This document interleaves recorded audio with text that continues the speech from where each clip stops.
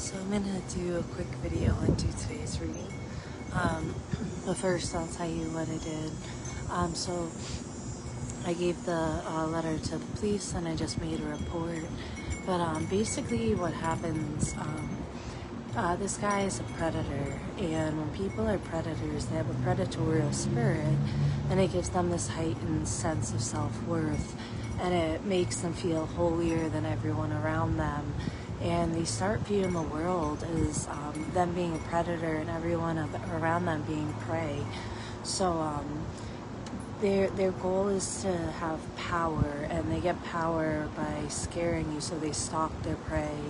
They leave signs that they're always watching. In the letter he addressed knowing who I'm friends with, which the only way he would ever know is if he saw me go into those friends' houses, and different times he's seen me, and several things he knows about me, right? And the whole thing for predators, they thrive on the power of making other people afraid, and they love that. It's all a game to them, you know. And you just press into Jesus, and you're like, hey, I'm safe. I'm surrounded by angels, and you don't let that stress you out. And this is for everyone with chronic illness and chronic pain.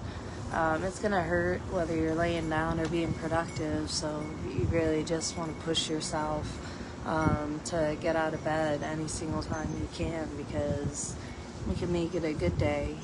You could do all things through the pain. You could still have joy. You could still laugh. The reason my eyes are always sunken in with these huge things, I usually don't have bags or poofy here, sunken in eyes. That's just being constant pain. But I'm gonna do today's reading. I worked on the fireplace a bit, and my whole body's trembling, and I'm just making the best of it. And creating the fireplace to me is very special, because when I go to the lake, that's the time I talk to Jesus the whole time, or I do a video speaking about him. But every single rock, every single teeny tiny pebble, and these are like some of my plants that all have the rocks.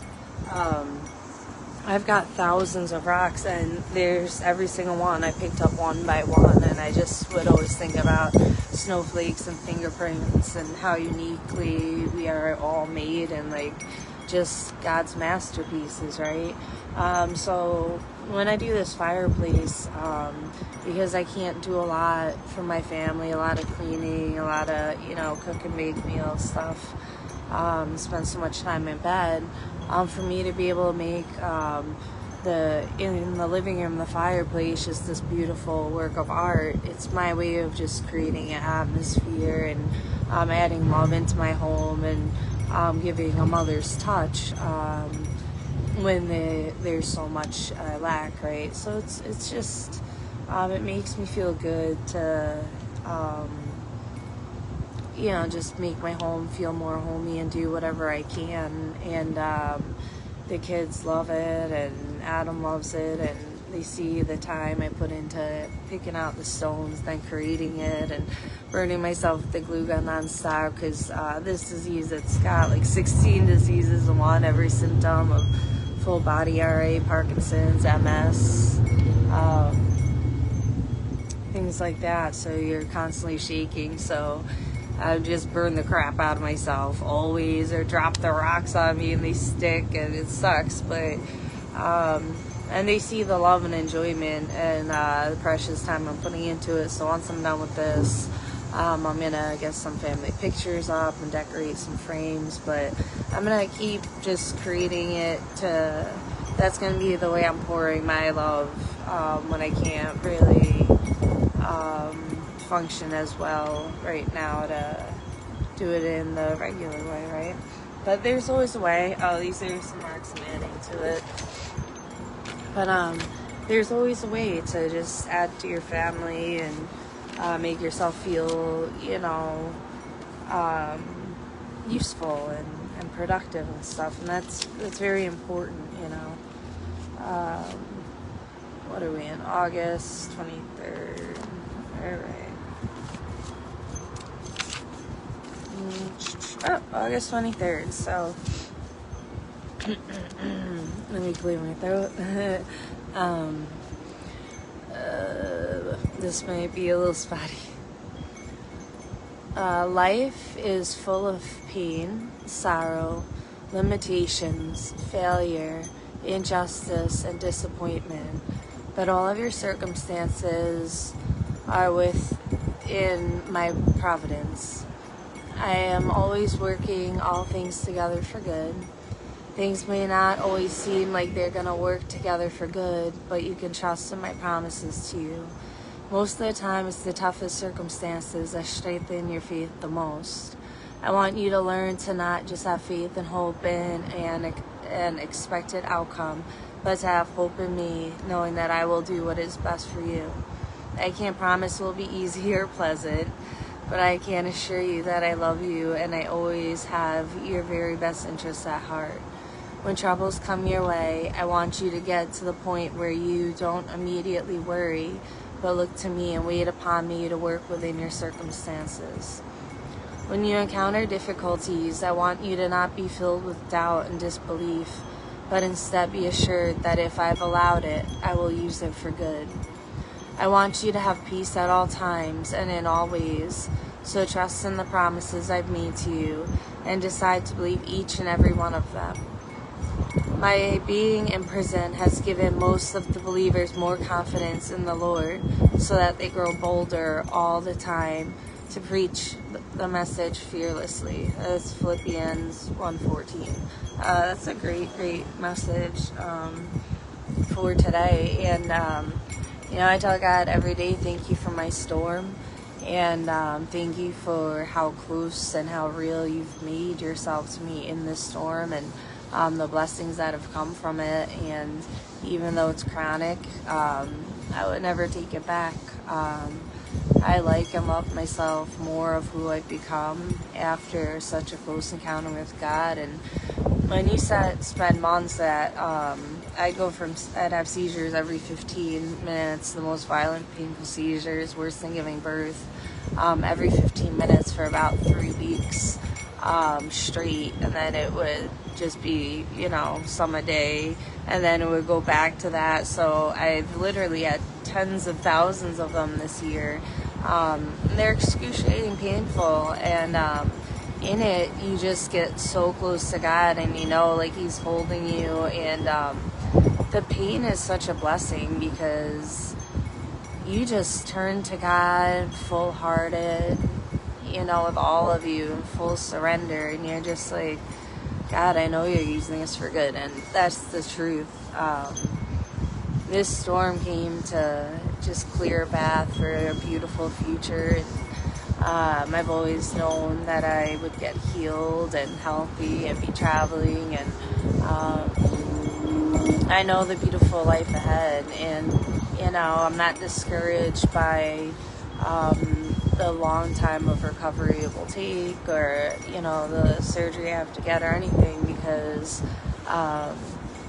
it's also worth it. And when you fight to get your entire body back after a year in bed, and still in bed except 3-4 hours a day every day, and you have that bone deterioration and all that, when you fight to get your full health back, and you're fighting for you, your future, who you are as a mom and a partner, and the life, the strength you have to carry out God's word, you're fighting for your life back. So it builds so much self-love, self-respect. You just view yourself so differently because you're just fighting with everything in you for you. And most of us are always worried about everyone else, taking care of everyone else. Most of us don't give a lot of self-love, but when you're every day fighting for your health, and fighting to rebuild new neurotransmitters and relearn everything and just get back to who you are, and fighting through every single symptom and facing it straight on to get your normal back, you start loving yourself so much because you're like, hey, I'm worth the health, I'm worth it, and you just keep going. And the pain, you're like, you're not gonna stop me, and the hiccups and the tricks of the devil and the different things that get thrown at you and that are trying to keep you from getting better. When you just keep hopping over those obstacles and riding those road bumps and just like, all right, I just view every single symptom like I'm just riding that wave. And and there's times every day I can't walk at all. I just would fall like a sack of potatoes. And I'm like, all right, but tomorrow I can walk, and you just accept it. And you just become, it's not pride, it's love that you're filled with. It's an accomplishment and a beautiful reward because it's something you worked so hard for, so you're going to be so proud of yourself. But it's not a sense of pride, it's a sense of love and the appreciation for the mercy and grace you get from God while doing it. And he just will just keep letting you know. I was walking today at the police department and somebody stopped me and gave me a baby Jesus figure, and he'll just give you signs all the time like, I'm here, let's go, come on, keep going, let's get you down.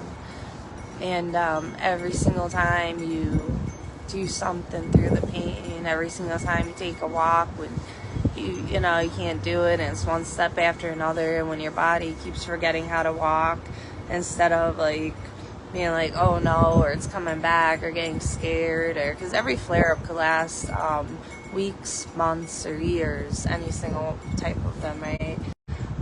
Sorry, I had a call come in. So I just, when my legs and feet forget how to walk and they're all floppy and stuff, I just keep walking like a doofus until they start walking again, you know what I mean?